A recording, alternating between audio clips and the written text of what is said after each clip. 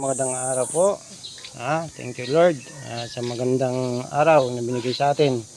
Ito yung ating transfer na papaya. Pwede kayong magtanim ng papaya sa timba lang, yan o sa pasong malaki. Yan, mamumunga rin po yan, depende sa pag-aalaga nyo. So, hindi pa natin natatransfer tong ano yan, yung longgan na tawag yan, lansones, saka yung mangga. Hanggang pa tayo ng matataniman. So, bibisitahin natin yung ating tinanim na mais 2 weeks ago, kung ano na yung kanyang itsura. Tingnan nyo yung ating mga tanim dito. So, isang tip natin, yung mga buti nyo na, diba, yung mga red horse nyo na itinatapon na lang, kaya buti ng soft drinks, pwede yung gawin pang line. Ayan, medyo hindi pa malinis kasi nga nakita ko lang yun sa basurahan. So, kasi masayang, ginawa natin na design diyan sa paso natin, di ba? Ang gandang tingnan, lalo kung malinis na po yan. So, ang ganda pa nito, malalagyan natin ng dagdag na mga, halimbawa, kung gusto nyo magdagdag ng lupa, yung mga pataba na organic, so hindi, kumbaga, magiging ko yan to, kumbaga panangga para hindi malaglag. So yan, ito yung ating tinanim na tawag yan, yung tanglad, buhay na rin tingnan nyo may hiwaga talaga ang aking mga kamay. Yan, buhay na rin yun mukhang walang pag-asa yung isa, iwan ko lang. So yan yung ating tawag yan, yung kalabasa, buhay na rin po. Ilang puno rin din yan. Ito, kalabasa din po to. Yan, dalawa. So ito, ano ba to? Yan, milon. Milon naman to, nag-iisa. So, yan. Titingnan natin yung ating tanim na. Yan. Ito mo yung atis, daming bunga niya, Ayan, namumunga niya yan. Kaya depende sa pag-aalaga talaga ang halaman, kahit nasa paso. Mamumunga at mamumunga yan. Basta't na minahal nyo. Tulad ng pag-aalaga nyo sa mga asawa nyo, di ba? Kapag minahal nyo yan, mamumunga yan. Huwag nyo nang gayahin yung isang public figure o kaya vlogger na babaero. Pangit na nga, babaero pa. Palamunin na nga. So, titingnan natin kung ating mga tanim. So ito yung ating tanim na mangosteen. Yan. So ang mangosteen po kailangan ng maraming tubig.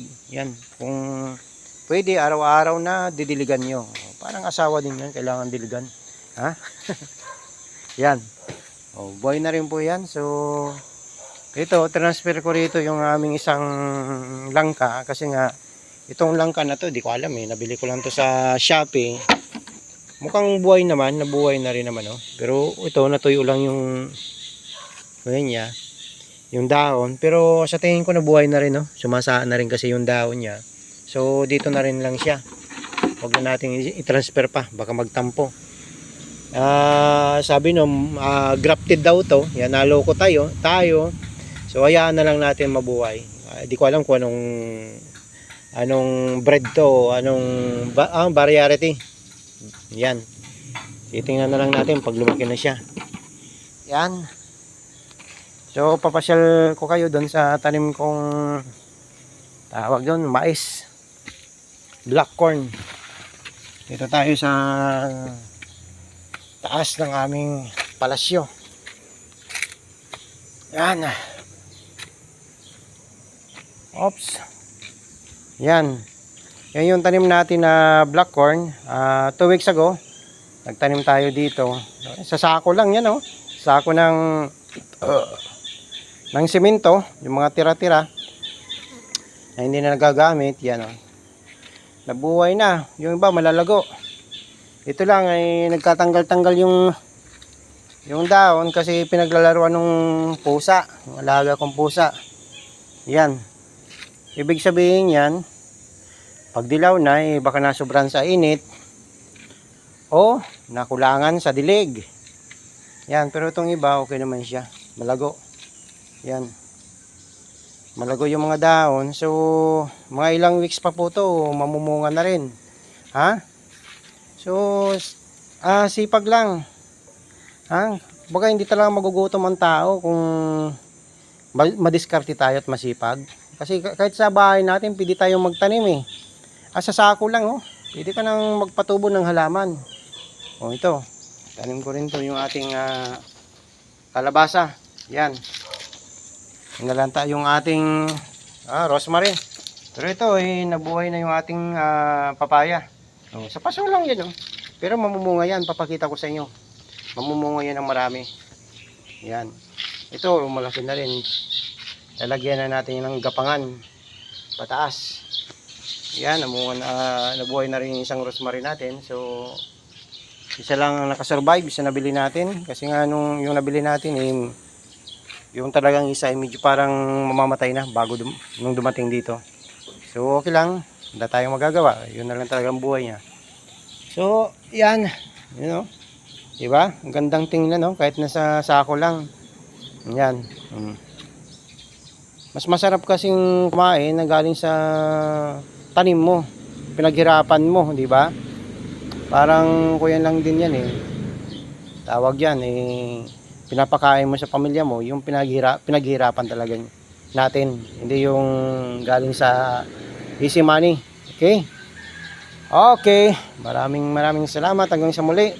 Pag namunga na to, i-update ko po kayo at tatry natin itong black corn daw to hindi ko alam kung malagkit siyang corn or hindi. So titingnan na lang natin pag namunga na. Oh, di ba? Ang gandang tingnan. Di ko lang alam kung ba't daw to, kung ano yung kulang ko diyan Ang ginagamit natin fertilizer dito, mga organic lang, yung mga pinanghugasan ng gas, yan. Yung isda, pinaghugasan ng isda, ganun. Asukal, malunggay, yun. Yan lang yung mataba, ito yung mataba yung iba matataba talaga yung iba. Ito lang hindi ko alam Pinaglaruan kasi ito ng pusa o baka hinihian ng pusa. Kaya nagdilaw yung kanyang dahon. Kasi nung isang araw nakikita ko ng tayo ng pusa dyan Diyan mismo talaga tumae. Dinakot ko na lang So pwedeng dito nagwiwiwi yung pusa. Yan ang pwesto niya. Kaya nagkaganyan. Kasi acidic yung wiwi. So hindi siya pwede sa mais. So anyway, thank you for watching. And don't forget to share this video sa mga mahilig sa halaman. God bless po.